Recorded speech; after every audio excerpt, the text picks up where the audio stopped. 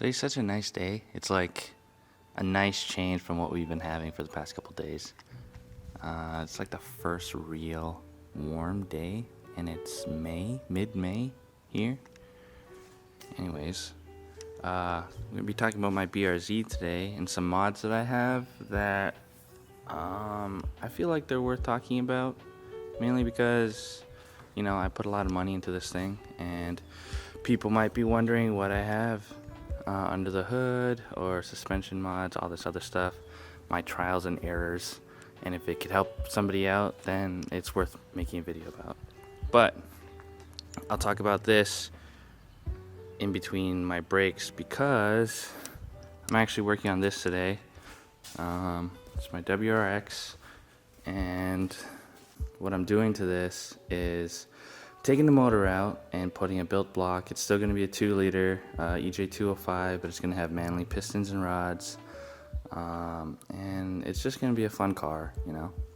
I really don't know what I'm doing, but I'm going with it and taking some advice from a mentor I have and stuff like that. So when I take a break from this, I'll make a couple clips about the BRZ over there and explain some of the things I put in there. I mean, you know, I'm not going to fit it all in one video, but what I'll do is I'll talk about little things here and there. And yeah. Alright, so this is my first break. Well, it's not really a break. I didn't really start yet. But anyways, I wanted to talk about the Verus air oil separator again. This is just going to be an update from my other video. If you want to watch that, it's pretty much talking about if you should purchase it, the benefits, the cool things about it, and the basic install. Anyways, so an update with it. It's still working well, still doing its job. Yeah, still doing what it does. If you notice, I replaced the red lines with those clear lines. The main reason is because this line here kept on collapsing with this type of material, and so I replaced it with a different one thinking that it would work, but it collapsed again under vacuum. Now it's collapsing because obviously I'm supercharged, and I believe that one goes right into this kind of like, I don't even know what you call that on the supercharger,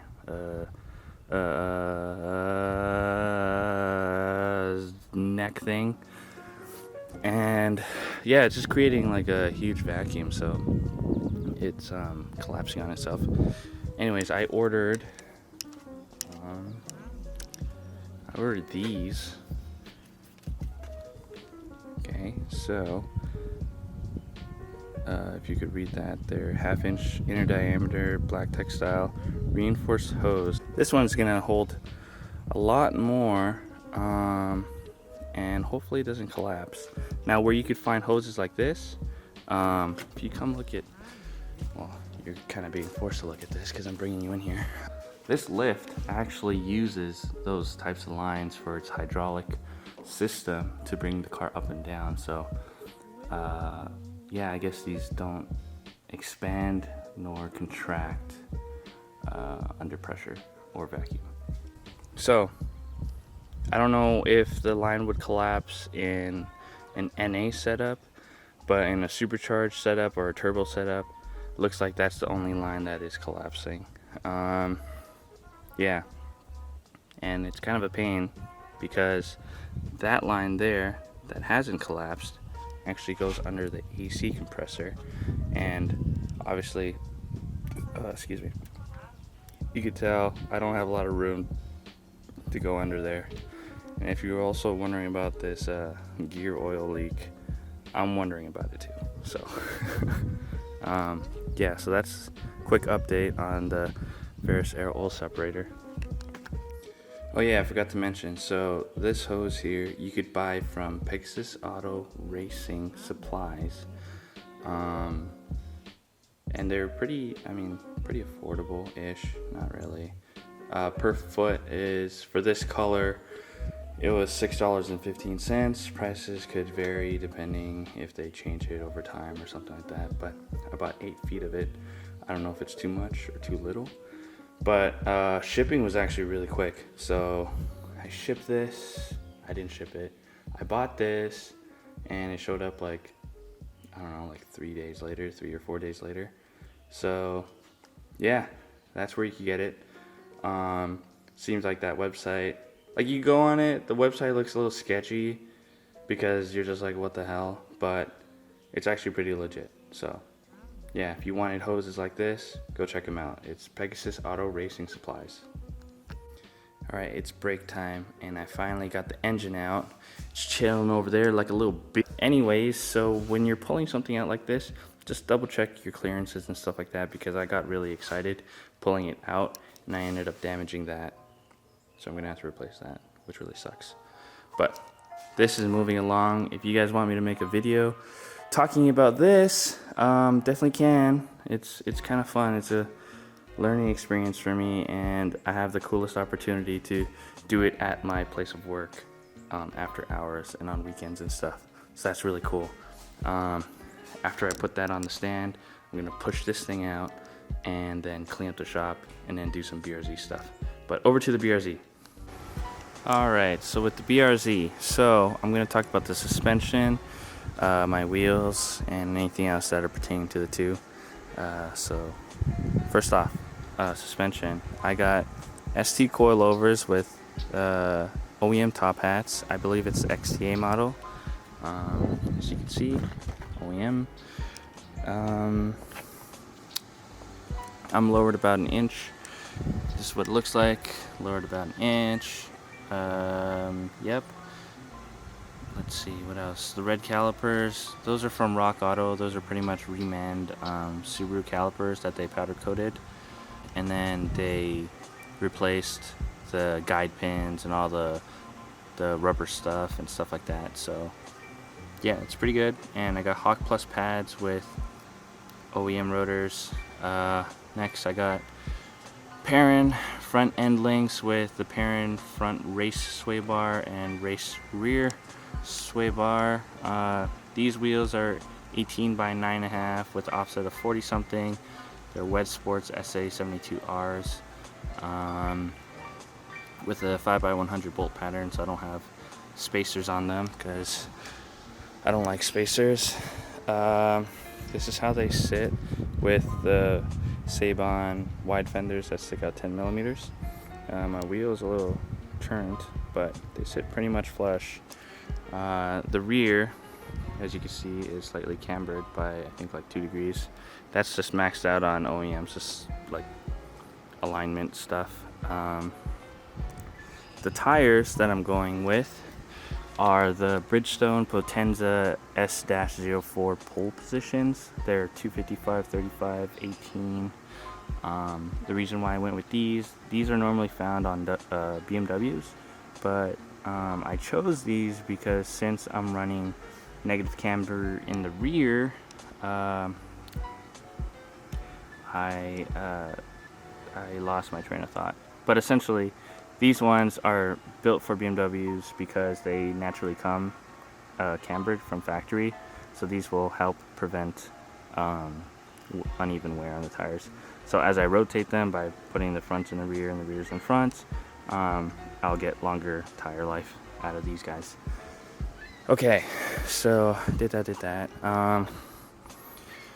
Next, I'll talk about, I guess, my rear subframe. I replaced or added the white line bushings. Those were kind of a pain. I could do a separate video on that. I ended up stripping one of the bolt holes, but fixed it and used a different bolt. So I'll talk about that some other time. Did that. What else did I do? I feel like I did something else in the rear. Oh, right. I did the differential cradle bushings for the diff. And those things were kind of a pain. What I did actually was I ended up cutting them out because that's what you're supposed to do. But it took longer than expected because, I mean, this is a 2013 and things were a little, not rusty, but they were seated and they're pretty good, you know. I also put Beat Rush solid drive shaft mounts in there, also with a Beat Rush front cradle brace thing. It looks pretty sweet. What else did I do? Yeah, I think in a nutshell, that's all I did for my suspension. Oh, I know. I guess I don't have. Do I have my keys in my pocket? Well, it doesn't matter. But I have these TRD door slider thingies, and if you look them up, what they essentially do is that bit of wiggle room. As you're doing like turns and stuff like that, the chassis kind of twists, and that kind of prevents the twisting motion or the sudden twisting motion with the gap that you have between your door and the chassis. So, you know, all my friends, when they get in my car and they close the door, they're like, whoa, that sounds completely different compared to my BRZ or FRS or 86. I'm like, yeah, because I got these things. They're like, how much it costs? I'm like, you know, it's like 200 something. They're like, oh, you could actually get those straight from Japan off eBay for less than 200. I think I want to say they're like 180 or something. Still expensive, but yeah, they're pretty cool. Like I said, this is just a nutshell thing. I'll go more in depth into what else I have into this. Yeah. So if you could hear the fans and stuff that are going on in the background, it is because I put the WRX on the lift after putting the engine on a stand over there. The reason why I did that is because I just wanted to undercoat this real quick, even though it's pretty rusty. I mean, it's a 2005 and the previous owner didn't really do anything to prevent rust. They just kind of went with it, you know. So this isn't gonna slow it down. This isn't gonna prevent the rust completely, but it's gonna slow it down a little bit. Anyways, yeah, so I did that. And if you're looking really in depth in this video and pausing it and looking at what I covered, yeah, it's pretty freaking bad. Okay, so we fast forwarded time. I'm in the garage, it's dark out now. Took the engine apart for the WRX. All I needed was the left hand side head. But yeah, that's pretty much it. I'm gonna make another video about the BRZ. So I guess stay tuned. I'll go in depth with some of the items and stuff that I have. Yeah, I just kind of mopped up the ground real quick because it was coolant and oil everywhere. But yeah, thanks for watching my video and stay tuned for the next one.